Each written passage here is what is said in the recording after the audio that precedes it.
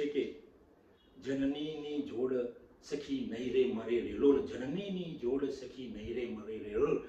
મિત્રો, જનની એટલે એના પછી બધા જ શબ્દો જાણે કે સ્તબ્ધ થઈ જતા હોય, એના પછી શબ્દોને જાણે કે ડર લાગતો હોય.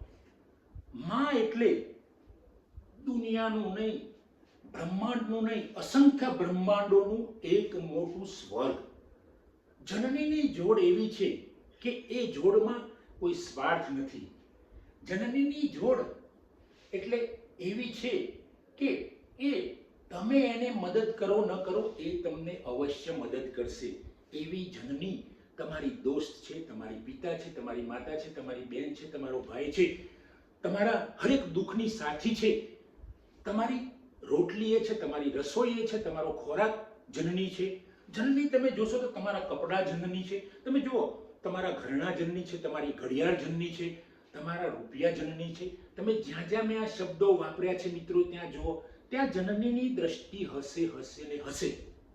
મિત્રો, અહીંયા હું વાત કરું કે આપણે બધાને લાગુ પડશે. મારી માં, મારી જનની. મિત્રો, મારી માં, મારી જનની એ નાનપણમાં એના બરછટ હાથ મારા હાથને સ્પર્શ કરતા, એ માના બરછટ હાથ જ્યારે મારા હાથને સ્પર્શ કરતા ત્યારે જાણે કે દાંતરડાના કાકોર ન હોય, પણ એ દાંતરડાના કાકોર, એ દાંતરડાના પ્રેમના કાકોર આજે પણ હું શોધું છું. આજે પણ મિત્રો હું શોધું છું. ક્યાંય એ કાકોર તમને મળશે નહીં. કારણ કે માં ક્યાં તો વૃદ્ધ થઈ ગઈ હોય, કાં તો માં આ સ્વર્ગવાસ થઈ ગઈ હોય, તો એ કાકોર તમને લાગતા હતા. એ માના કાકોર તમે શોધી નહીં શકો મિત્રો. બચપણમાં માં તમારી પાછળ દોડતી, બચપણમાં મારી માં મારી પાછળ દોડતી અને મને પકડી લેતી અને જબરજસ્તી પેલું સિંગ તેલ માથામાં લગાવી દેતી અને એ ચીપકું વાળ લઈને હું નિશાળે જતો, અને એ ચીપકું વાળ લઈને હું નિશાળે જતો.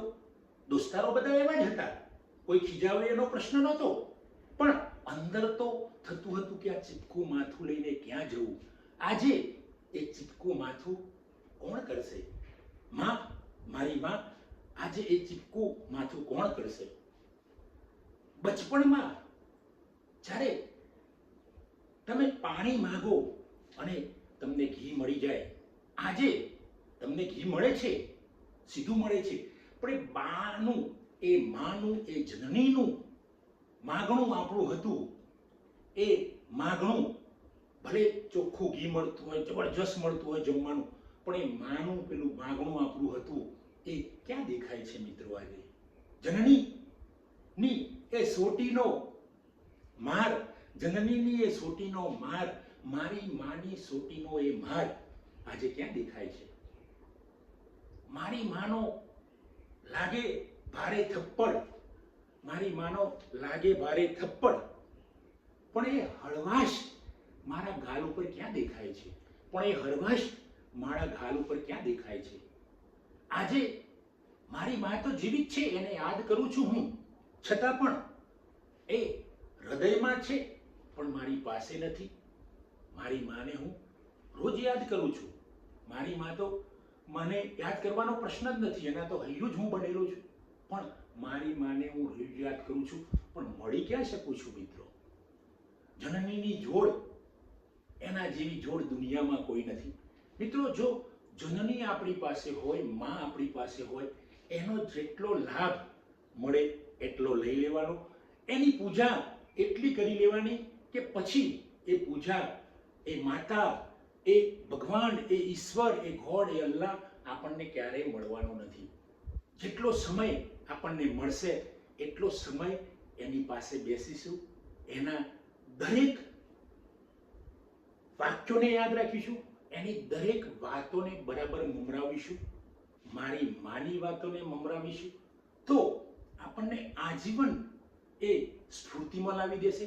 ભલે માં હાજર નહીં હોય, પણ એ એની વાતો, એની જે તમને લાગે કે માં તો અભણ છે, પણ અભણ માની વાતો તમને આજીવન એની યાદમાં રાખશે અને આનંદમાં રાખશે. સૌથી વધુ એમ કે તમને છેલ્લે એવો પસ્તાવો નહીં થાય કે મેં મારી માને સાંભળી નહોતી, હું મારી મા પાસે બેઠો નહોતો. એટલે તો મિત્રો કહું છું કે જનનીની જોડ રે સખી નહીં મરે રે લોલ. આ જનનીને માણી લો, આ માને માણી લો, માને જેટલી મણાય એટલી માણી લો. કારણ કે આ મૂર્તિ, આ હસ્તી એ ક્યાંય નહીં મળે. આવી મૂર્તિ, આવી હસ્તી સ્વર્ગમાં પણ જશો તો કદાચ એ દોહેલી હશે. તો મિત્રો, આ જનનીને, આ માને, આ માતાને, આ મમ્મીને માણી લો, માણી લો, માણી લો. જય હિન્દ.